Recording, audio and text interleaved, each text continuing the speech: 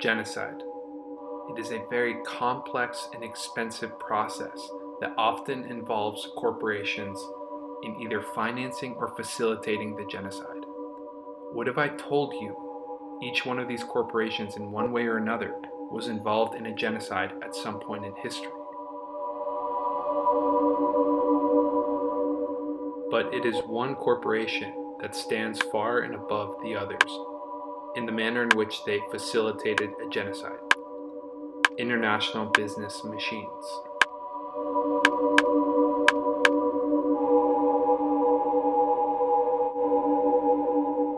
In 1933, the Nazis realized they need to sort through thousands of census records to compile the data they need to carry out their eugenics projects.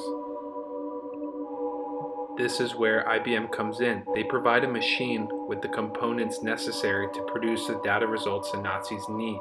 The Nazis would find many terrible uses from the IBM machinery. They calculate how many Jews there are per square mile. They track how many hours kill an imprisoned Jew. They keep their trains on time heading to the concentration camps using these machines.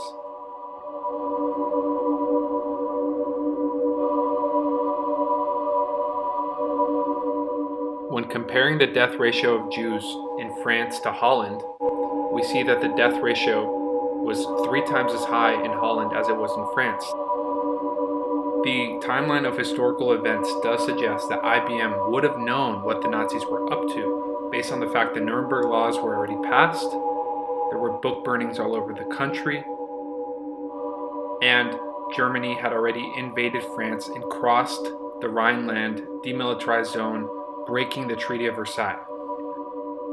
The most damning piece of evidence against IBM USA is a copy of a leasing contract addressed to New York City headquarters for IBM from the Reich, dated 1942, which was 8 months after the United States had entered war with Germany.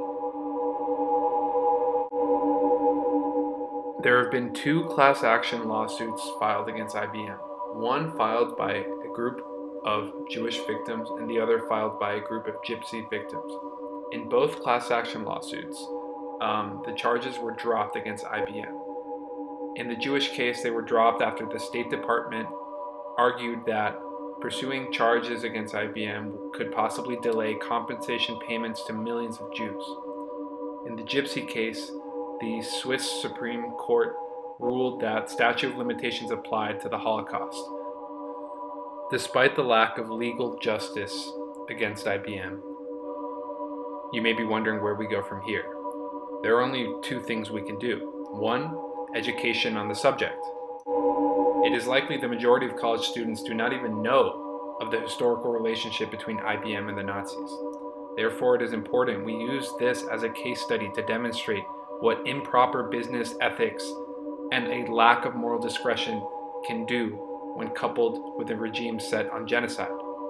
Second, we need to make sure our future business leaders practice moral discretion when operating their business and managing their business.